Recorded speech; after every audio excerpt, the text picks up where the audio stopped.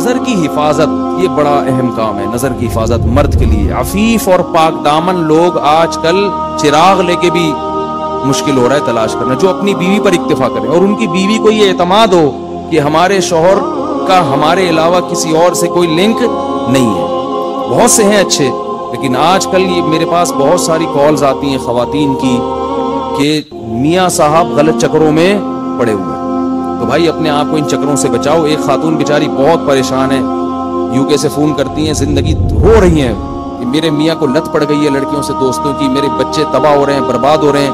میں ان بیچاری کو کیا کہتا ہوں, ان کو میں نے کہا صبر کرو, اس کو بڈھا ہونے دو, اپنے میاں کو کیا ہونے دو, بڈھا ہونے دو. ابھی جوانی کا جوش ہے نا, تھوڑے دن میں بڈھا ہوگا, پھر دیکھو کیا ہوتا ہے. اور ایسا آدمی بڈھا بھی جلدی ہوتا ہے.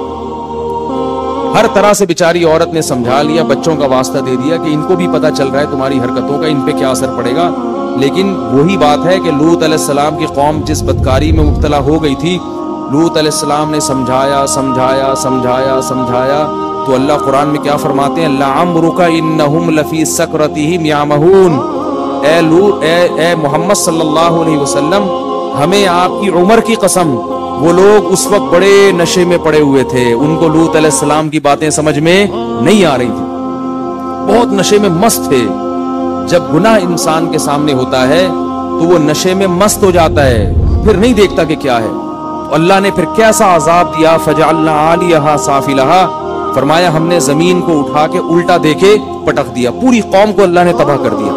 تو زانی سے اللہ کو بہت نفرت ہوتی ہے. یاد رکھو ہمارے معاشرے میں زنا بہت تیزی سے پھیل رہا ہے, بہت تیزی سے پھیل رہا ہے.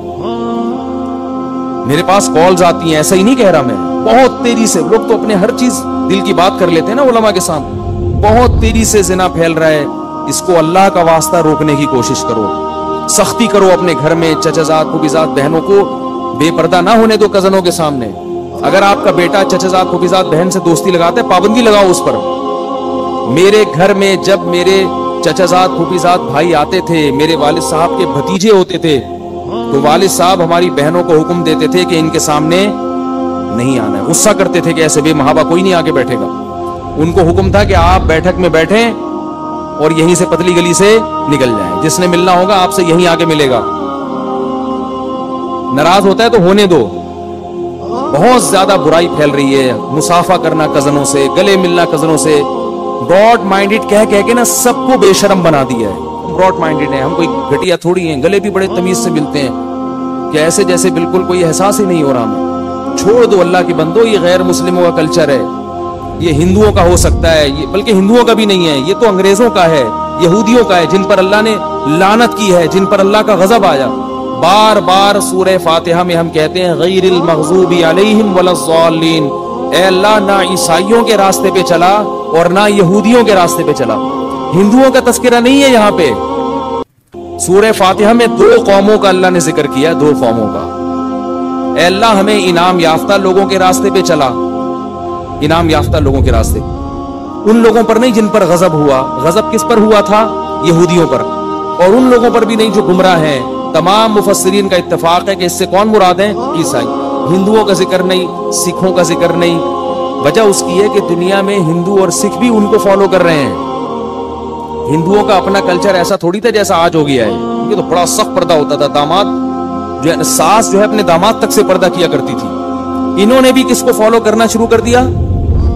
عیسائیوں کو, یہودیوں کو. ان کا بھی فیملی سسٹم تباہ و برباد ہو گیا, پریشان ہے وہ بھی.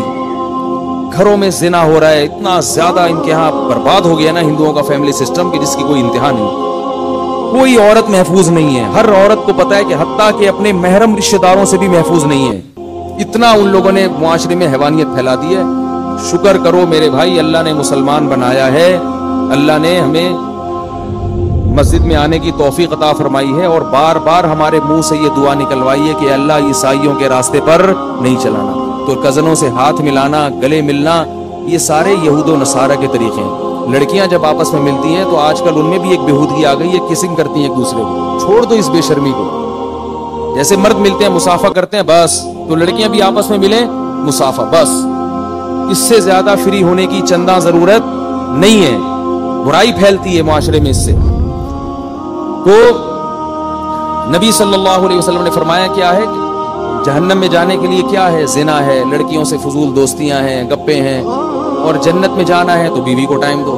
وہ ٹائم دینے کا آپ کے پاس ٹائم نہیں ہے، کیونکہ اس کا کوئی پولیس نہیں پوچھے گی آپ سے، وہ تو اللہ نے حکم دے دیا نا، اللہ نے حکم دے دیا بھائی اس کو ٹائم دو، تو اس کے لیے ٹائم نہیں ہے۔ کوئی فون آ جائے اننون نمبر سے کسی لڑکی کا تو بھاگ جائیں گے، بچے پھینک کے بھاگ جائیں گے۔